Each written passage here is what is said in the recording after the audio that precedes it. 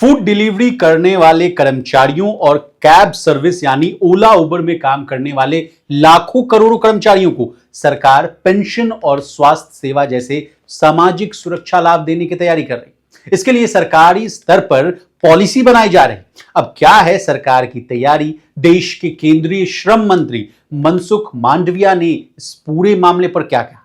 किसे मिलेगा फायदा? कौन होते हैं गिग वर्कर्स? और तो और क्या है सामाजिक सुरक्षा संहिता 2020 जो इस पूरे मामले से जुड़ा है? बताएंगे सब कुछ आज के इस डिटेल रिपोर्ट में। नमस्कार, आप देख रहे हैं लोकमत हिंदी और मैं हूं आपके साथ विशाल शर्मा। सबसे पहले इस पूरे मामले पर देश के केंद्रीय श्रम मंत्री मनसुख मांडविया ने क्या कहा, इससे कहानी की शुरुआत करते हैं। श्रम मंत्री ने कहा कि हम संहिता के कार्यान्वयन तक गिग कर्मचारियों को उनके अधिकारों से वंचित नहीं रख सकते। हमें उससे पहले एक नीति लानी होगी। उन्होंने कहा कि श्रम मंत्रालय जल्द से जल्द यह नीति लाना चाहता है। उन्होंने यह भी कहा कि मैं अगले बजट से पहले बहुत कुछ करना चाहता हूं। इससे पहले मांडविया ने गिग और ऑनलाइन मंचों से जुड़े कामगारों यानी कर्मचारियों के विभिन्न संगठनों और समूहों के प्रतिनिधियों से साथ बात करते हुए एक बैठक की अध्यक्षता की। इसमें उन्होंने बताया कि फिलहाल मंत्रालय नई नीति के जरिए इन कामगारों को सामाजिक सुरक्षा और स्वास्थ्य सेवा यानी कि बीमा मुहैया कराने पर काम कर रहा है। अब कैसे संभव हो पाएगा, इस बात को आसान भाषा में समझिए। देखिए, असल में श्रम और रोजगार मंत्रालय ने डिलीवरी एजेंट जैसे गिग वर्कर्स को पेंशन और हेल्थ इंश्योरेंस जैसी सामाजिक सुरक्षा देने के मकसद से सभी गिग वर्कर एग्रीगेटर प्लेटफॉर्म को कहा कि वो अपने कर्मचारियों और श्रमिकों को ई श्रम पोर्टल पर रजिस्टर करें।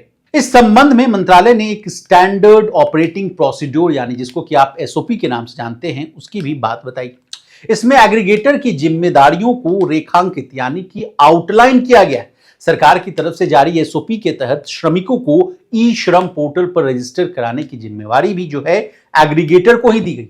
सभी श्रमिकों का पोर्टल पर रजिस्ट्रेशन और डाटा को अपडेट करने के बाद प्लेटफॉर्म और गिग वर्कर्स को एक यूनिवर्सल अकाउंट नंबर यानी कि यूएएन नंबर जारी किया जाएगा, जिसके जरिए उन्हें प्रमुख सामाजिक सुरक्षा लाभ मिलेगा। बता दें, केंद्र सरकार ने इस व्यवस्था को परखने के लिए कुछ बड़े एग्रीगेटर्स के साथ मिलकर एपीआई इंटीग्रेशन का काम भी पूरा कर लिया। अब रजिस्ट्रेशन की प्रक्रिया को आगे बढ़ाया जा रहा है। एपीआई इंटीग्रेशन का मतलब होता है कि एग्रीगेटर के ऐप और ई श्रम पोर्टल को आपस में जोड़ना।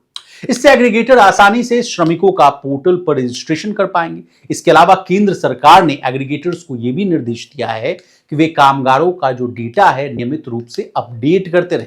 सटीक रिकॉर्ड बनाए रखने के लिए किसी भी श्रमिक के प्लेटफॉर्म से बाहर होने की जानकारी भी ई श्रम पोर्टल पर तुरंत देनी होगी।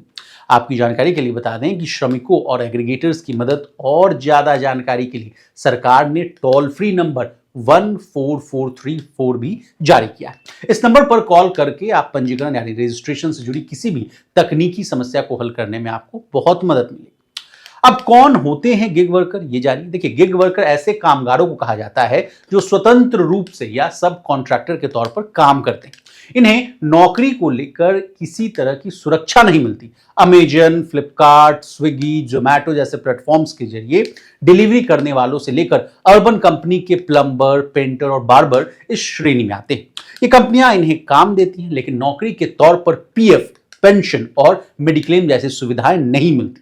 इसके अलावा यह भी तय नहीं होता कि कितने दिन काम मिलेगा। अब सरकार को यह कदम क्यों उठाना पड़ा, इसके पीछे की कहानी यानी लॉजिक को समझिए। देखिए, देश में 65 लाख लोग गिग वर्कर हैं और नीति आयोग के मुताबिक देश में गिग वर्कर्स की जो संख्या है 2030 तक 2 करोड़ से ज्यादा हो जाएगी।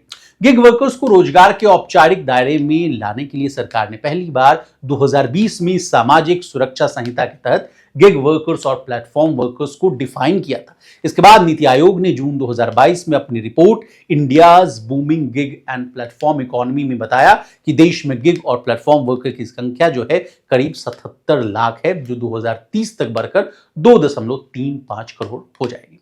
अब जाते जाते क्या है सामाजिक सुरक्षा संहिता 2020, ये एडिशनल जानकारी ले लीजिए। सामाजिक सुरक्षा संहिता 2020 में गिग और प्लेटफॉर्म श्रमिकों के लिए सामाजिक सुरक्षा के प्रावधान किए गए।